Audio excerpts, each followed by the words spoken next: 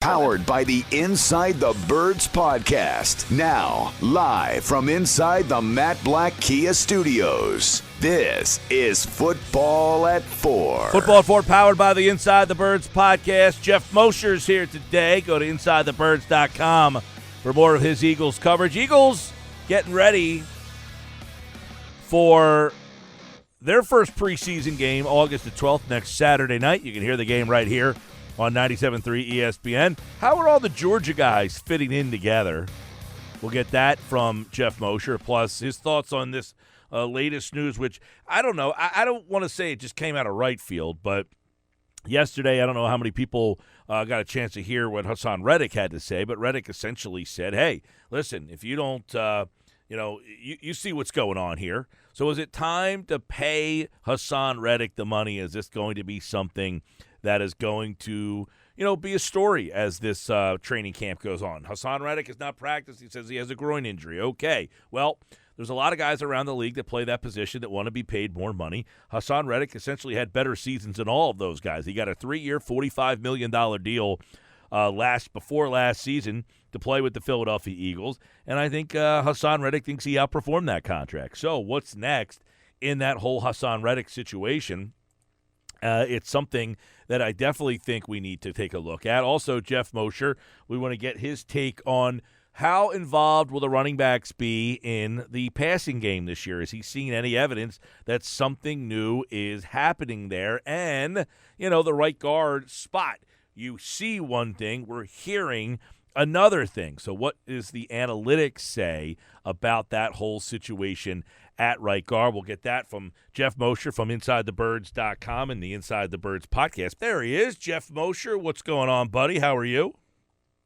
Great, Mike. How are you? Doing well. So a lot of things on the checklist here while we have you on this Wednesday edition. And my first thought here is the preseason game is next Saturday, so we have another week to go or so before that.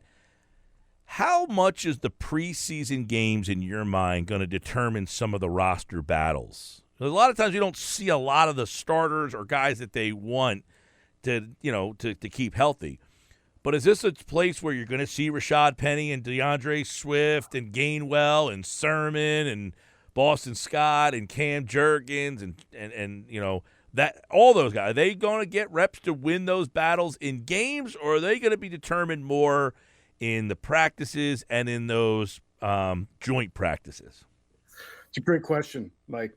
Something that we'll have to look and find out as we get closer to the game. In the past, under the Sirianni regime, the Eagles really haven't used preseason games to settle job battles with veterans, because they really haven't had a whole lot of job battles for veterans. They've had veterans who are being pushed by younger guys who the team may have not felt ready to make a move yet. You go back to like Eric Wilson starting the year as a linebacker and then eventually being supplanted by Davion Taylor or TJ Edwards, right? But there haven't been a ton of veterans battling veterans, or in this case, like a DeAndre Swift versus Rashad Penny versus whoever. My sense would be that they are not going to use preseason games to settle these things. You're not going to see a guy like Rashad Penny too much, if at all, in the first game, especially given his injury history. Same thing with DeAndre Swift. I believe that they're using training camp practices to get an idea of who fits best, what the roles are. And if they're going to, just based on their history, they'll use preseason games to sort of get good playing time in for young players, rookies, second-year players who need the development. Yeah, it'll be interesting there because you wrote about it over at InsideTheBirds.com, which, by the way, has a new look over there at InsideTheBirds.com. Good job out of you guys there. You like that? I do like the new look there. It is sleek. It's a little easier to navigate here. Not that the old one wasn't. Your old one was pretty nice and clean too. So this one just probably a little cleaner. You wrote about how the running backs are already involved in the pass game here, and Brian Johnson. He did get asked about it twice yesterday. He said, hey, look, when you were at Florida, you threw the ball to your running backs a lot. He said, we want to get the ball in the hands of our best players, essentially. So How do you see and what are you seeing from the running backs? Are their roles evolving in this offense?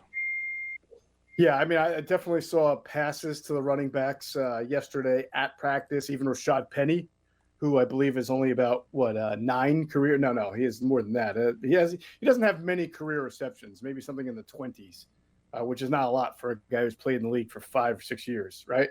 I thought the quotes from Nick Sirianni, more so than Brian Johnson, were as telltale as it gets, and almost incriminating, Mike, for Miles Sanders. I mean, he basically said we didn't throw the ball to our running backs last year because we just didn't have the personnel to do that. I mean, that was his quote, and I thought that was really interesting. I mean, that was like the strongest statement he's made to date about Miles Sanders really not having reliable hands. His quote was, "It's foolish for us to do something that our guys can't do," right? And who were the guys last year? Well, there were Miles Sanders.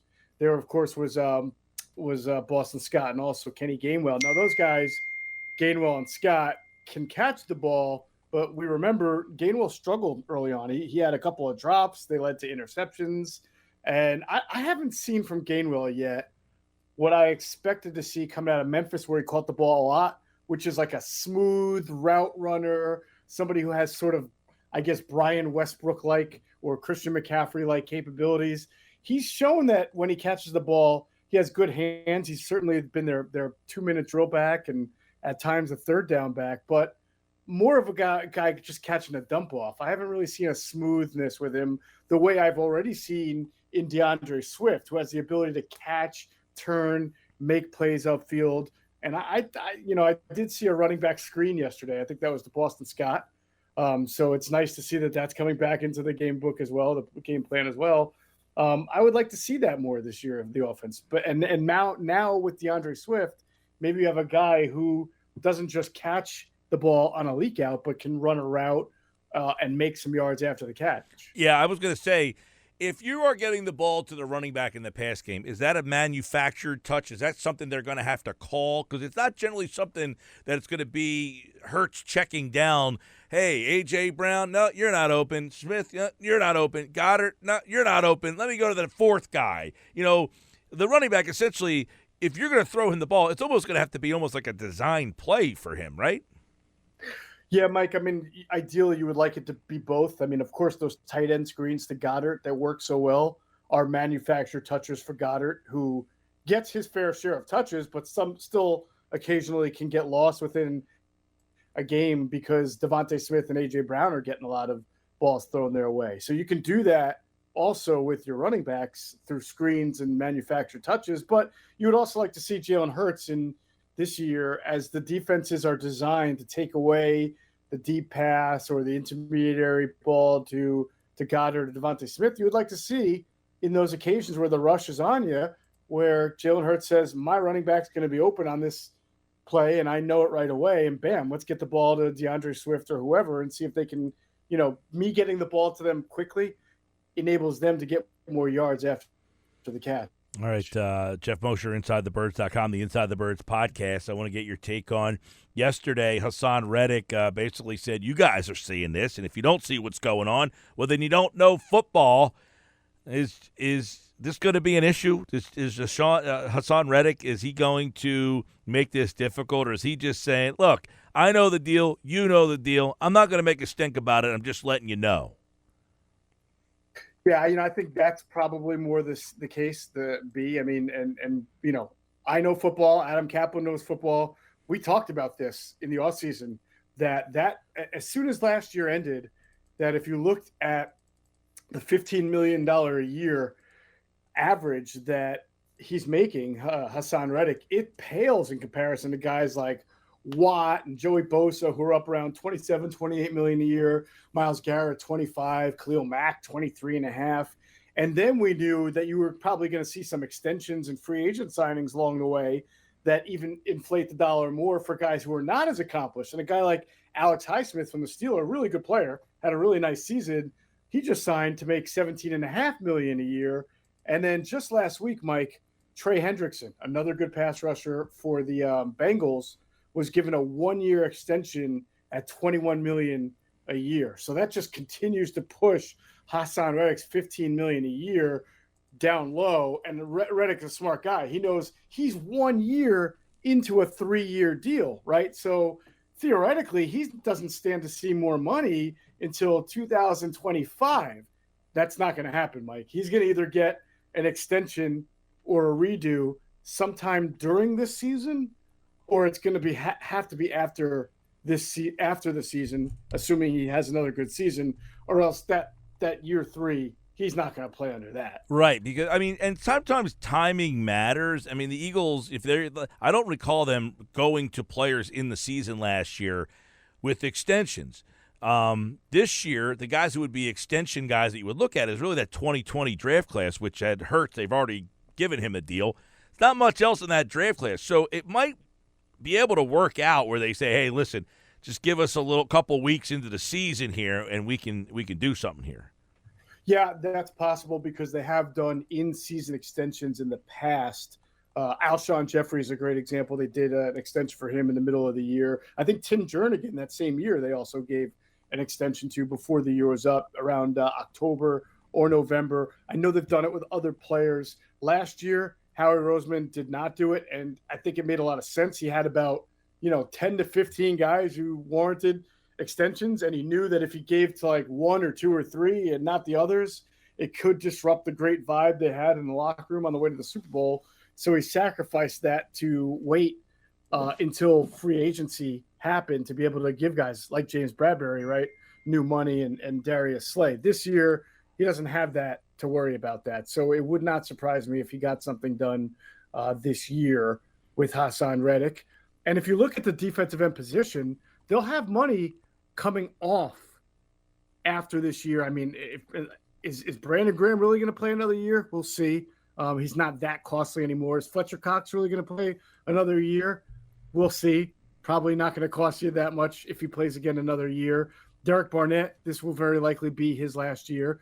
And then you got Nolan Smith on a rookie year deal. So when you look at your money that you're devoting to pass rushers, you can afford to give both him and Josh Sweat, by the way, if you want to, a new deal after this year, as long as both of them have good years.